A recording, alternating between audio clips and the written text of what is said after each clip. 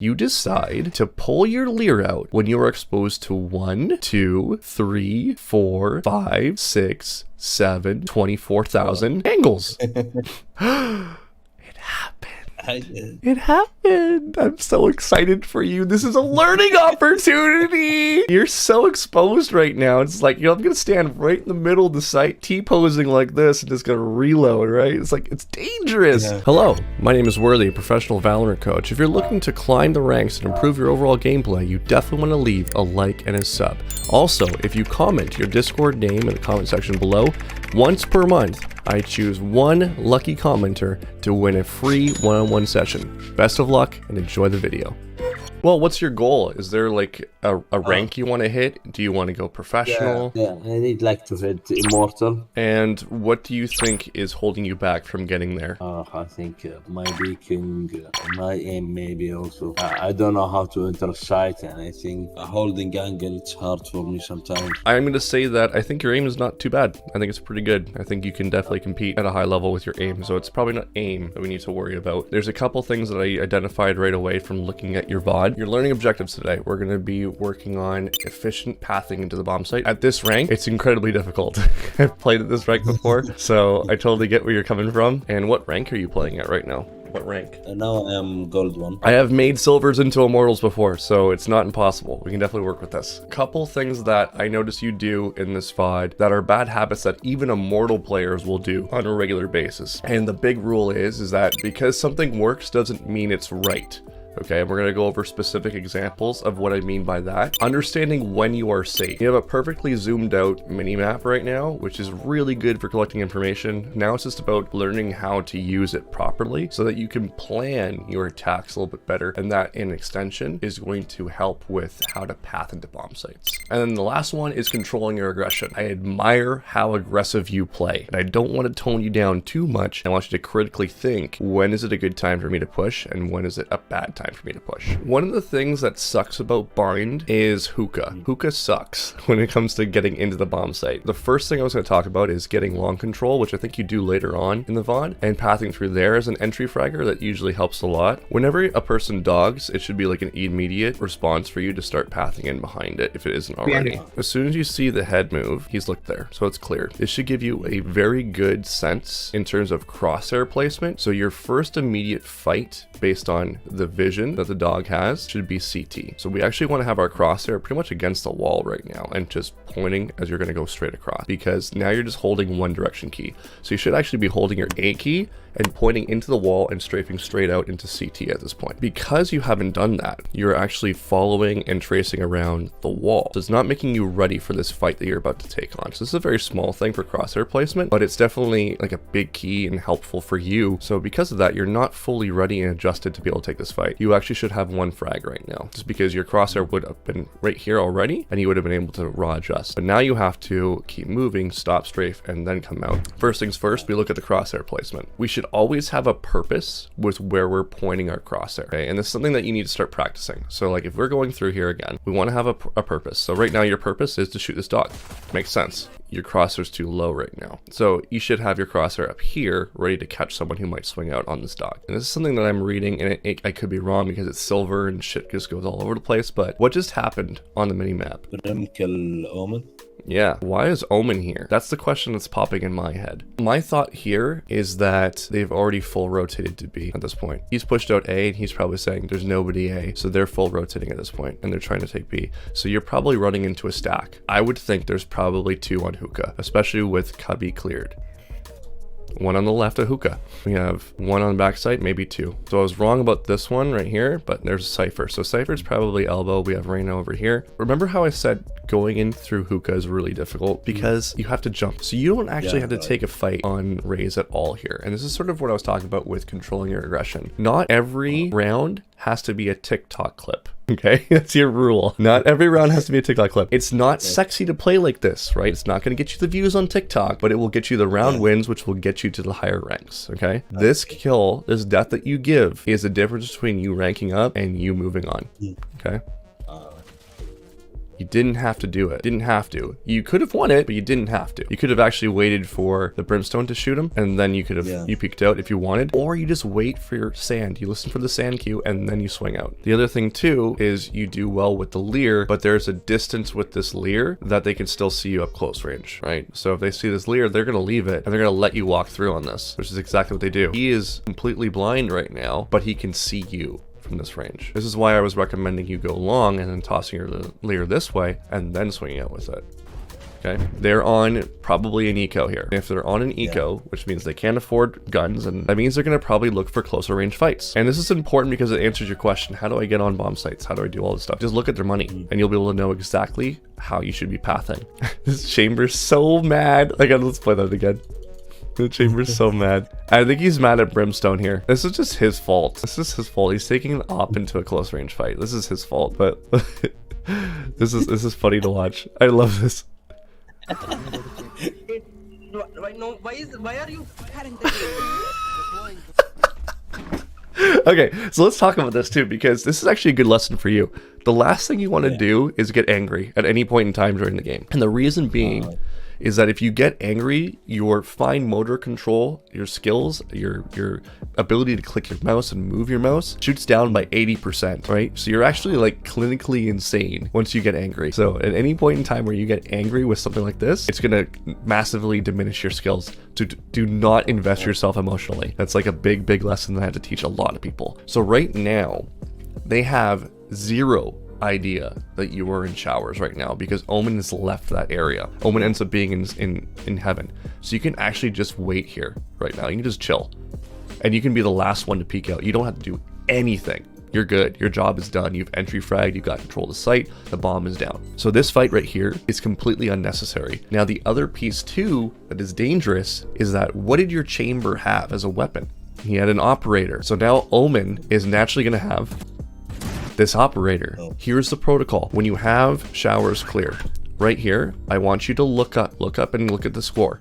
It's 4-3 right now. That means we do not need to force the aggression. They have to come to us. And if they're coming to us, it's going to be an easier fight for us. So in this point, we want to be a little bit more passive and pick and choose our fights a little bit better. So now they know that you're here. Now you just need to exist.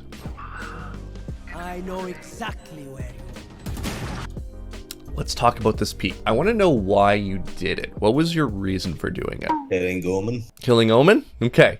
Yeah. He has the advantage because he's got an op. It's also, at this point, if you waited a little bit longer, you would know that you were in a 3v2 situation. So the same situation happened again. We're going to watch the rest of this round, and I want you to tell me who's to blame for losing this round.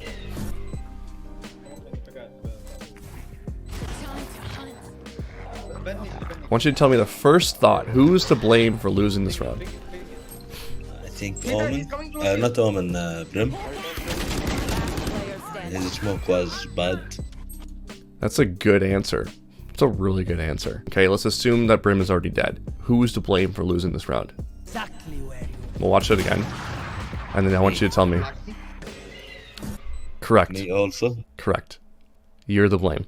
Okay? A lot of people, even in higher ranks, would say it was Sova's fault. The danger with blaming Sova is that you have no control over what Sova can do. You only have control over what you can do. When you place blame on a person, you lose that layer of control. You have this ego there. It's like, it was never going to be my fault. But if you look back here, we never would have been in this situation had you just stayed alive a few more seconds longer.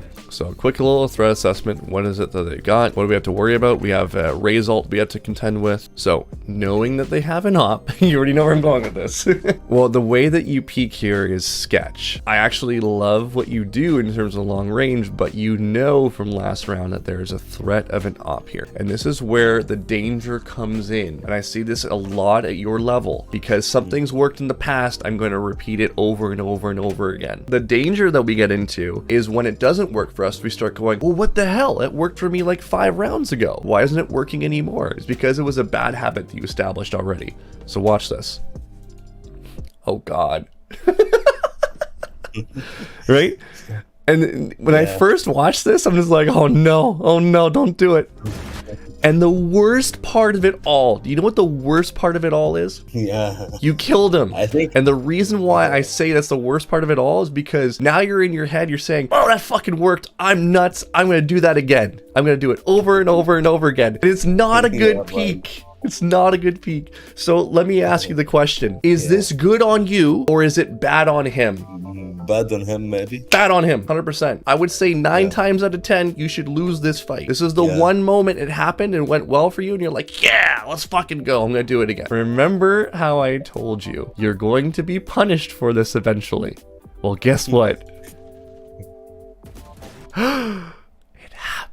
It happened. I'm so excited for you. This is a learning opportunity. Don't do that. You should be very happy you died here because now you're going to get better and that's a good thing. And guess what's going to happen next round? We're going to see it again. But this time, you're like, okay, I got killed by the op. Let's peek them with a pistol this time. This is going to work, right?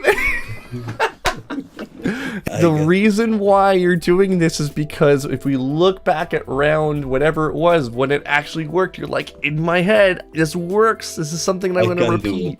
I can do it. Yeah. But you shouldn't do it just because it's worked. It doesn't mean it's right. Especially against an op. You are so ballsy. Like, I love it. I love it. Just you need to do it in better places. This is where that close wall hug. If you look here, based on the minimap, the game interprets you as being a little further out than you think. You're actually exposed completely to truck right now. And the reason being is that you are close to the wall. If you're further away from the wall, less of your body is going to show up on these angles. So it's a little bit easier for you to clear things out. If you're going to leer, I would say the leer should be now because you are in cover and you can toss the leer out into the open and then peek with the leer. Instead, you decide to pull your leer out when you are exposed to 1, 2, 3, 4, 5, 6, 7, 24,000 angles. Can you see how this is scary? They could be peeking you at any point in time. This is your first newt, okay? And then your second newt is right here. It's like newt again. You know, like you double you get newt once a round, but 2 newts in one round. That's a big infraction, my friend. You're so exposed right now. It's like, you know, I'm gonna stand right in the middle of the site, T-posing like this, and just gonna reload, right? It's like, it's dangerous. Yeah. Consistent protocol is when you are safe, you can reload. When you are safe, you can pull a utility. So, defense. Here's some of the questions you gotta ask yourself. What is your intention for playing in the position that you choose to play in? Why are you buying certain weapons? What are your escape routes? Where do you reposition for your second fight if you get rushed? Because on defense, it's about how long you live, not about how many frags you get. It's about controlling sections of the map. It's about being a toll booth operator. Anytime they want to take ground, you have to cost and charge them something for it. Whether that be time on the clock, whether that be damage on the enemy, whether that be lives, whether that be utility, they have to spend things to take ground. So if you're going to play on this angle, I think you end up playing in U-Haul here, you need to control this area first. You take fights, you do chip damage, you make them use utility, whatever the case may be. It has to cost them something to take all of this ground here. And then again, it has to take them more utility to get them to have this ground here. So if I'm playing this angle, my first fight's on this corner, I take a couple shots, do some chip damage, then I fall back, and my second fight could be on this corner right here. I fall back. My third fight is on this corner right here. So I'm just falling back, giving ground if they're rushing me. That's like a 5-man rush on short, right? That's how I would be taking this fight. Planning ahead, how do I want to take this fight? If I want to take a long range fight first, I'm probably going to buy a ghost or I'm going to buy a sheriff. That could be a good option. If I'm deciding that I want to take the box fight or I want to take this fight first, on this angle here, if I'm fighting against the box, Frenzy's probably better. Based on how you want to play it, it's going to mix what buy you're going to have. If you're fighting long range, you're probably going to want to have a ghost or a sheriff. If you're fighting medium range to close range, you might want to have a frenzy. If I'm putting myself on this wall, what gun should I buy? What do you think? What would be a good option? Maybe. Shorty, there you go. Perfect. So mix your buys in with your critical thinking of what it is you want to do that round. Here's some of the positives. You have this great aggression about you that can definitely win you a lot of rounds and get you a lot of frags, and I think you'll catch a lot of people at your rank. But you need to start picking and choosing and critically thinking, you know, when is the right time to use that aggression? And the other piece too, you've already touched on it, it's very simple. If you're not safe, make sure that you have your gun out. And I think the big piece for you in learning that is just by looking at the minimap and assessing where the threat's coming from. Generally speaking, your protocol is you want to have the enemy in front of you at all times. The enemy should always be in front of you, and this will make it easier for you to judge if I can pull out my knife, if I can pull out an ability, all that stuff. Am I safe to do this? If there's a point where the enemy can be behind you and you have to do 360s or 180s and all that good stuff, it's not safe. I would definitely say that the specific thing that you can start doing is having that pre-round routine and looking at what they have, what their threats are. So you just hit your tab key and just read it out and be like, okay, I probably don't want to be attacking long from a big wide swing angle here because there's a chance they can have an op. If I'm playing against a chamber and he pops his ult, I'm probably gonna have to be very careful in these long range angles, and I gotta be very careful with how I peek things. Maybe I need to do some more jump peeks, things like that, right? So mechanically, I would definitely look into learning how to jump peek effectively so that you can get more information. Awesome. Was that helpful today? Yeah, it was very, very helpful. I'm grateful for you to taking this step, and I'm very excited for your journey and how you're going to grow as a player.